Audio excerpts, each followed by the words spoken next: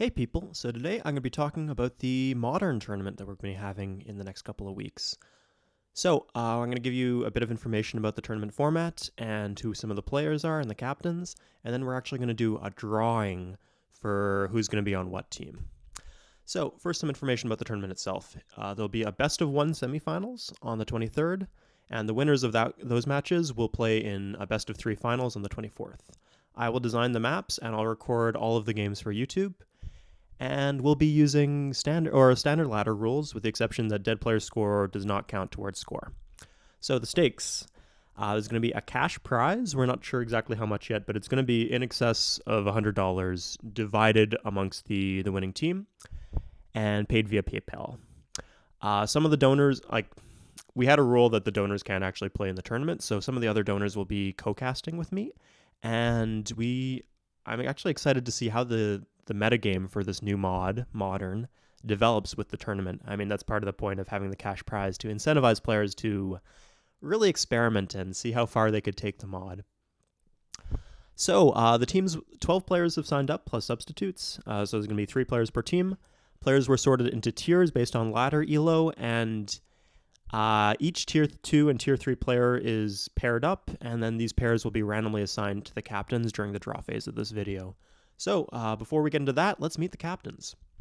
So our first captain is going to be G-Beebs. Currently, G-Beebs is the number 1 QC player on the Civ 3 Civ Players ladder, and he's also a rising talent in Future. He has helped a ton with playtesting this mod, not just playing in multiplayer games, but also going into single player mode and just kind of experimenting with different builds and seeing how fast he can get to certain breakpoints of the scenario. For that reason, he's definitely going to be a favorite going into this tournament. Captain number 2 is Ironclad. So Ironclad is the number 1 ranked player on the Future ladder at the moment, and he's number 3 in QC. So Future is actually closer to the new mod Modern than QC is. So on paper, he is going to be a very strong talent going into this tournament. But on the other hand, he claims he still hasn't read the text guide on Modern. He's also the only captain who doesn't have voice comms, so there might be some lacking in terms of communication with his team and synergy and that kind of thing. And so because of that, I'd say he has lots of potential, but let's see if he can convert that potential to the new mod. So our third captain is going to be Abhimanyu. So Abhimanyu is a high-skilled Future and QC player. He's ranked about number 14 on both the ladders. He likes to build a lot. I like to joke that he just spends the entire game building, and then once his entire team is dead, he tries to 1v4, and then often he still succeeds at 1v4ing. He has played a fair amount of Modern, and he's had some really good performances in the games that I have played with him. And he's also recently started doing voice comms, so I think he's going to have a lot of potential when going into this tournament as a captain. And finally, our last captain is Saucy-san. Saucy-san is a top-tier QC player and a solid Future player too. He's an engineering student from Russia, so he's got to be pretty smart. And he's probably the underdog here, but he's going to be doing his best. So yeah, those are the captains, and here are the players. So each of these groups of players will be assigned to one of the captains in the draw phase. Hey people, we're ready for the random draft right now, but first I have to introduce you to one of my co-hosts, and that's going to be Tigers. Hey everyone, it's Tigers. I've been one of the people playtesting Swade's mod along with Libertarian and many others, and I think we're all super excited to get this tournament going, and let's see the results of this draw. Yeah, are you excited? Oh, absolutely. Waiting with bated breath. Okay, let's have a go. So the first captain we're going to assign to is going to be G-Beebs. So, 4. He gets Hoffman and Witch Witch. Ooh, okay. So it's a strong team right there. I think that team is very fundamentally sound. Yeah, and they'd have good communication too. So that's the first team. Next is going to be Ironclad.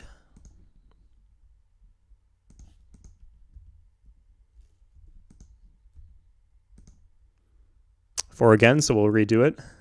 3. Okay, 3, yeah. So that's Ironclad, Rico, and Hurian. So Ironclad is very much a builder, and I am interested to see how this team works out. Mm-hmm. And we were talking about how Rico's a bit of a wild card here, so that could be a very strong team. Rico used to be an old ladder player, is my Yeah, like understanding. I've seen 15 him years play ago. a few QC matches, and he's pretty fundamentally sound in QC. But I think Hmm. I don't know how much experience he has in modern.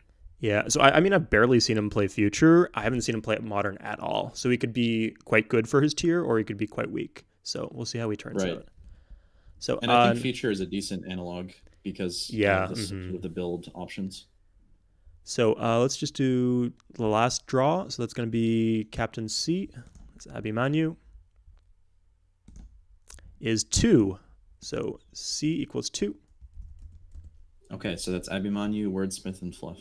Mm-hmm.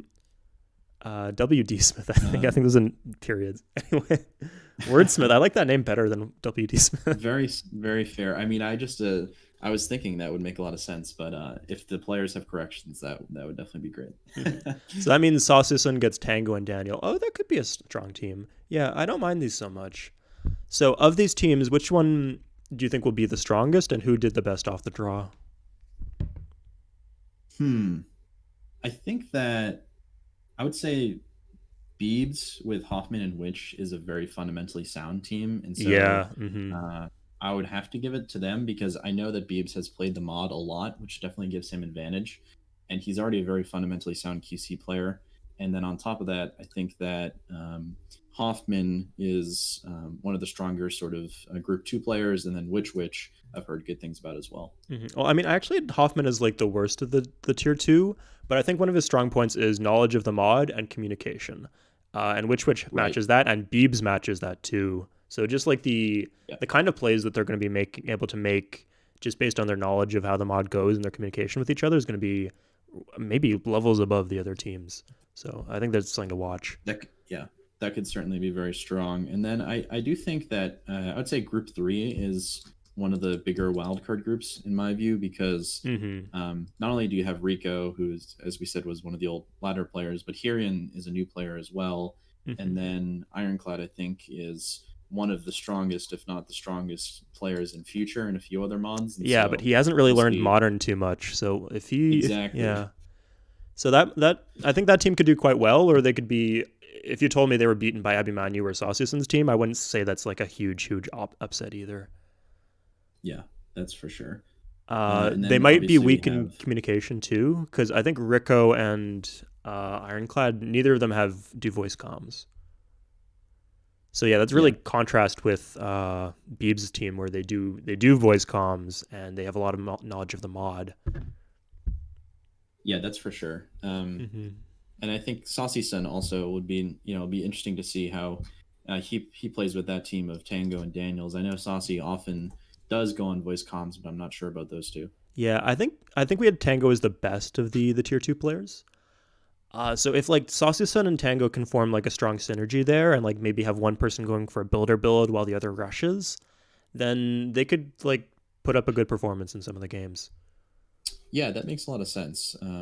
Now, in your experience, Suede, how have you sort of seen the meta develop a little bit here in terms of like what does a builder build actually look like, and what does sort of a rush actually look like here in modern? Oh god. So one like idea for a rush I've been toying around with is because the transport of a galleon capacity is increased in modern. One thing you could do is you could put 4 partisans, which are basically Tau infantry, with a defensive bombard. So they're very good at guarding each other. And then you put a flak for anti-air, and then you put artillery, so you can use that to harass people, pillage their tiles, and also make the craters in their land.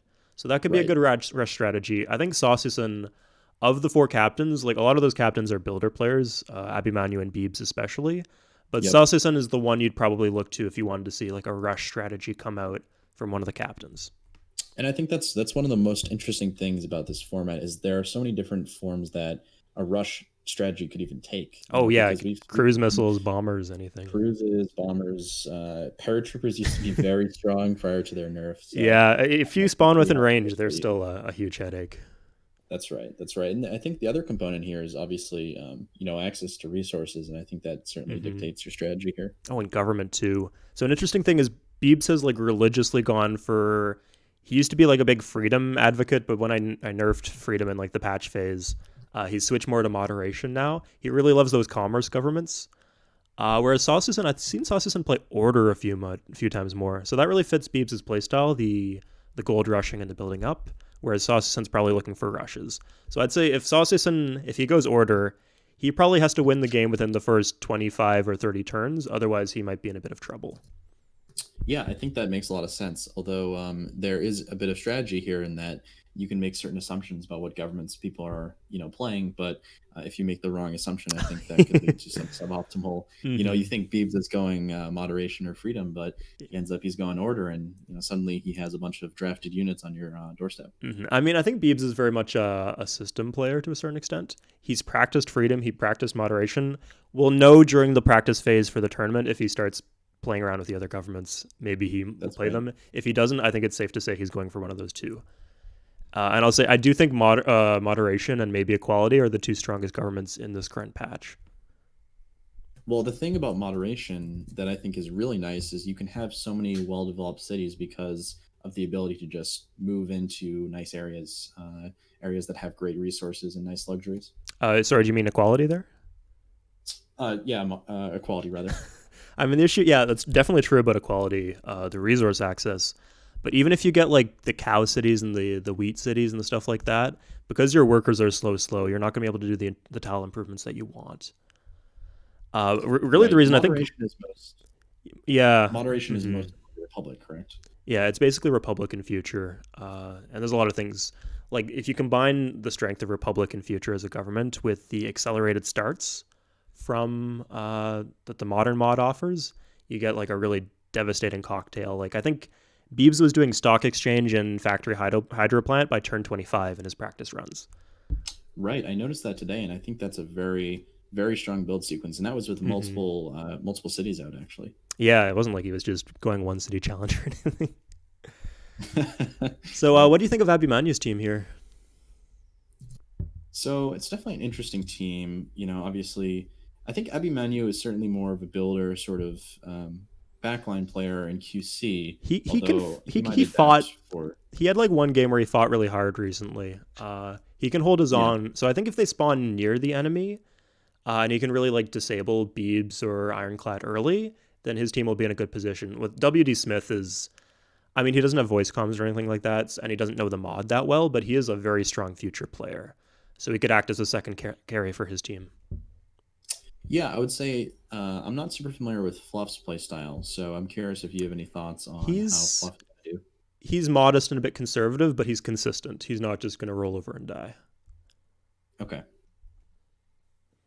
so I think that's a decent, that's a decent combination, but it might play against them if they play a little too conservative, right? I True, think yeah. that I mean, I could see them maybe getting if you don't boom, outbuilt in certain. right. Yeah, if Abimanyu's like spawns near someone but can't really disable the enemy players, then the captains on the enemy teams will probably just build and outbuild them. Right. I think, yeah, as an example, I think if, for example, Abhimanyu was sort of spawned relatively close to Beebs and wasn't able to get the kill, that would be a difficult circumstance for them because Beebs, we know, is so strong with that mid to late game economy. Yeah, absolutely. Okay. Any other thoughts here? I would say, I'm curious to see how these teams practice. I think that's the one big variable here is if they develop any specific strategies that are unique or sort of advance the Yeah. meta.